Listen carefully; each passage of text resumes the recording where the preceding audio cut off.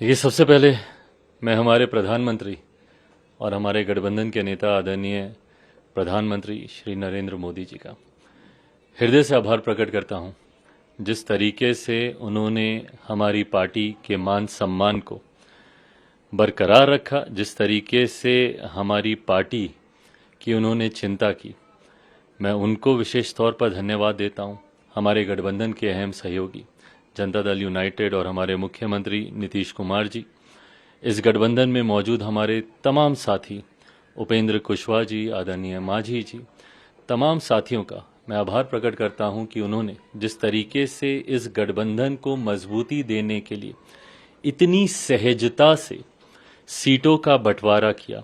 यकीनन जब कोई बड़ा गठबंधन बनता है तो हर दल को छोटे मोटे कॉम्प्रोमाइजेस करने पड़ते हैं, थोड़ी बहुत कुर्बानियां हर किसी को देनी पड़ती है। और मुझे लगता है कि एक बड़े जो लक्ष्य हमारे प्रधानमंत्री जी ने हम तमाम एनडीए के साथियों के लिए तय किया है 400 प्लस सीटों के साथ जीतने का, उसके लिए मुझे लगता है हर दल ने बहुत सहजता से, मुझे भी अपनी एक सीट कम करनी पड़ी, वो भी हम लोगों ने बहुत सहजता से की। जनता दल यूनाइटेड ने भी अपनी एक सीट कम की।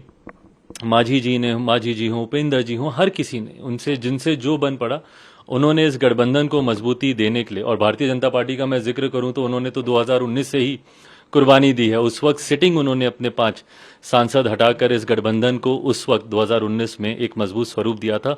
और आज उससे ज्यादा मजबूत स्वरूप, उस वक्त जो साथी हम लोग के साथ नहीं थे, आज वो भी हमारे साथ इस गठबंधन में मौजूद हैं।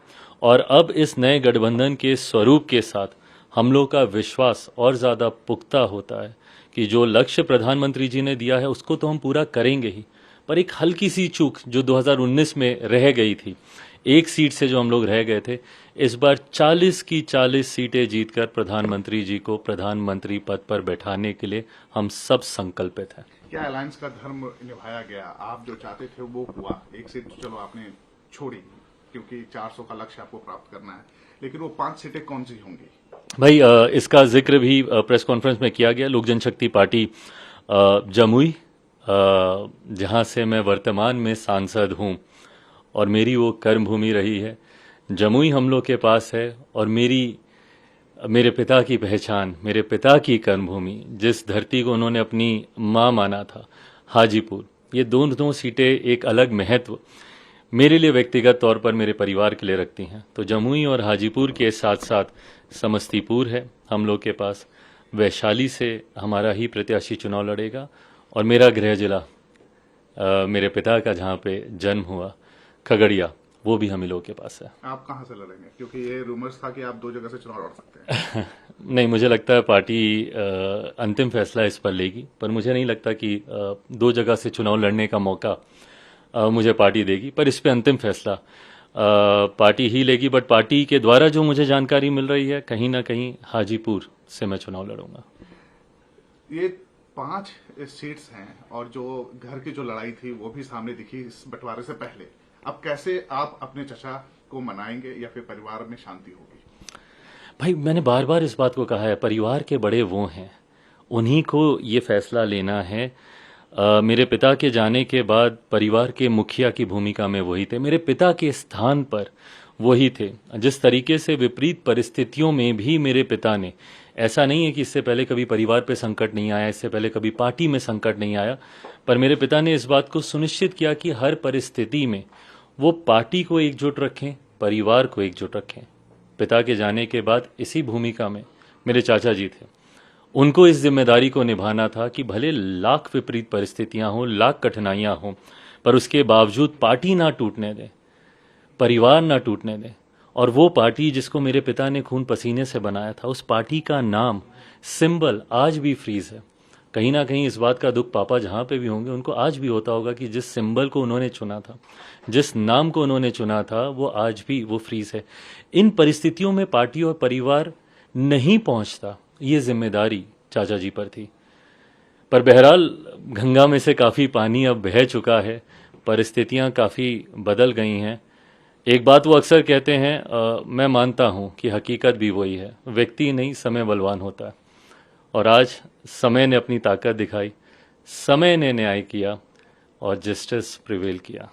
अब आपको नहीं लगता है कि अगर वो आपके खिलाफ खड़े हो जाएं तो आपके लिए प्रॉब्लम हो सकती है? भाई आने वाले दिनों में मैं हर चुनौती के लिए तैयार हूँ, हर चुनौती के लिए मैं तैयार हूँ। और ऐसा नहीं कि इससे पहले चुनौतियां नहीं आई हैं मेरे जीवन में। मैं पिछले 3 सालों से सिर्फ और सिर्फ चुनौतियों का ही सामना कर रहा हूँ। तो ऐसे में अगर कोई और चुनौती भी मेरे सामने आती है तो उसका भी उतना ही डट के सामना करूंगा, क्योंकि ये विश्वास और पुख्ता हुआ है कि पापा का आशीर्वाद पूरी मजबूती से मेरे साथ है। भाई प्रिंस का क्या होगा? उसके लिए मेरी चिंताएं पहले भी थी, आज भी है। युवा है, नई शुरुआत थी उसकी, बट बहरहाल उसने अपने लिए कुछ फैसले किए हैं। मुझे लगता है उन फैसलों के साथ अब उसी को ही जीना है।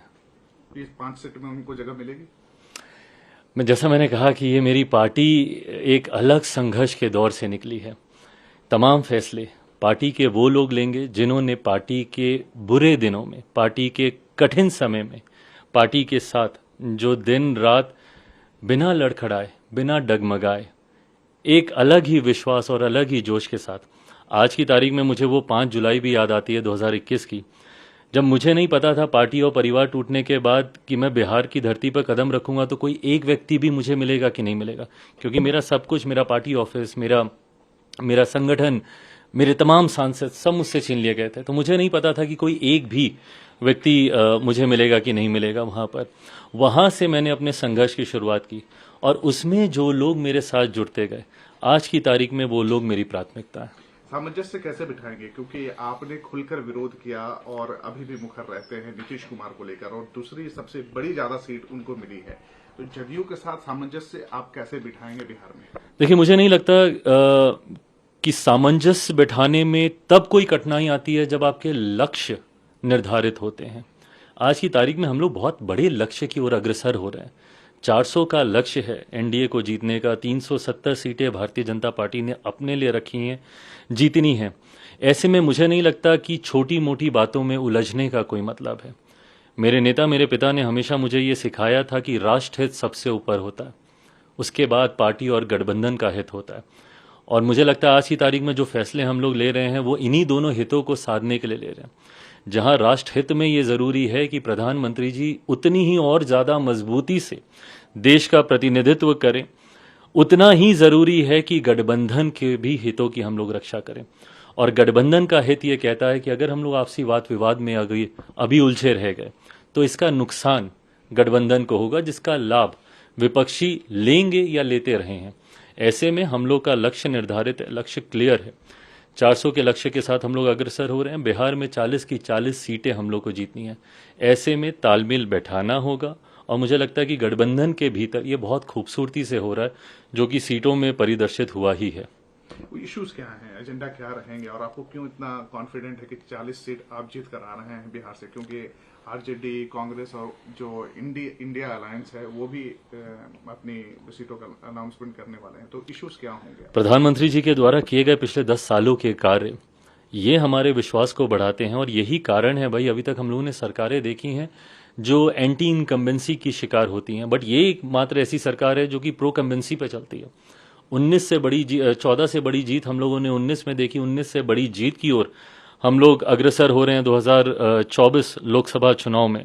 तो ऐसे में ये फासला, जब जीत का मार्जिन हम लोग का बड़ा है, उसका कारण प्रधानमंत्री जी के तमाम किए गए वायदे खरा उतरना। और मैं यकीनन, मैं बहुत ईमानदारी से ये भी मानता हूं कि अभी भी कई कार्य अधूरे हैं, बट जनता को इस विश्वास है कि ये मौजूदा प्रधानमंत्री की ही क्षमता है कि उन बाकी के कार्यों को भी पूरा कर दें।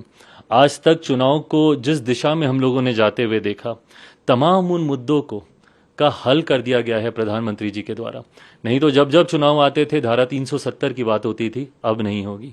राम मंदिर की बात होती थी, अब नहीं होगी। विमेन रिजर्वेशन बिल की बात होती थी, अब नहीं होगी। इन तमाम विवादित मुद्दों का हल निकाल दिया गया है। यही कारण है कि प्रधानमंत्री जी के प्रति देश की जनता का विश्वास बढ़ता है। आपने बिहार का पूछा, 40 सीटें कैसे?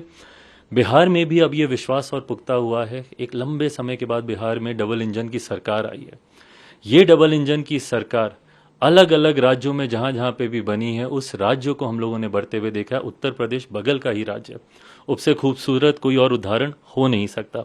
ऐसे में अब जब बिहार में डबल इंजन की सरकार है तो बिहार की जनता का विश्वास और पुख्ता हुआ है। हमारी सरकार हमारे गठबंधन के प्रति जो हम लोग को 40 की 40 सीटें जिताएगा। Thank you. Thank you.